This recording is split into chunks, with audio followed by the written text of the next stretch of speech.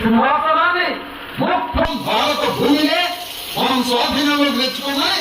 అంబేద్కర్ మన చేతిలో ఓటు కట్టడం పెడితే ఓటు కట్టడం ద్వారా రాజ్యాంగంలో భూమి రాలేదు, రాజ్యం రాలేదు, మనకి ఏమీ రాలేదు. కానీ ఓటు కట్టడంతో మీరు పౌడర్ సీసా మాత్రం తెచ్చుకున్నారు. ఓటు కట్టడంతో 100 రూపాయలు మాత్రం మీరు తెచ్చుకున్నారు, 500 తెచ్చుకున్నారు.